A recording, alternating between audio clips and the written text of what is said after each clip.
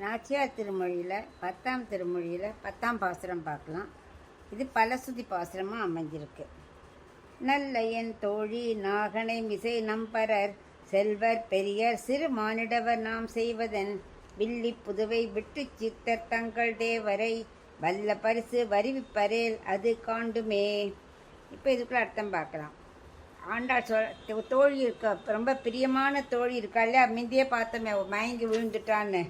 அந்த தோழி சொல்கிறாளாம், அப்போனா நம்ம பகவானையே பார்க்க முடியாதா, அனுபவிக்க முடியாதா அப்படின்னு கவலைப்படும் போது ஆண்டாள் சொல்கிறாளாம், நல்ல என் தோழி, கவலைப்படாத தோழி, நம்ம ஆதிசேஷன் மேலே படுத்துன்னு இருக்காரு, நம் பரர், நம்ம எல்லாருக்கும் நாராயணனாக படுத்துன்னு இருக்கார் இல்லையா?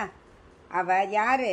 செல்வர், அதாவது ஸ்ரீதேவி பூதேவியை செல்வமாக வைத்திருக்காரே, அவர் திருவுக்கே நாயகர். அப்புறம் அவர் பெரியர், அதனால அவர் எப்பவுமே எல்லாரை விட மேம்பட்டவர். அப்படிப்பட்டவர். நம்மளாம் யாரு? சிறு மானிடவர், நம்மளாம் வெறும் சாதாரண மக்கள்.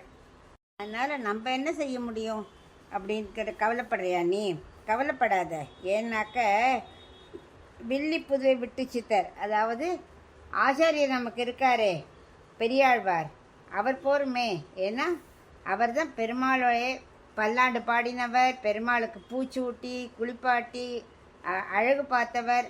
அவர் சொன்னால் பகவான் ஓடி வந்துடுவார். ஏன்னா அடியார்களுக்கு எப்போவுமே பகவான் ரொம்ப வசப்பட்டு இருப்பார்.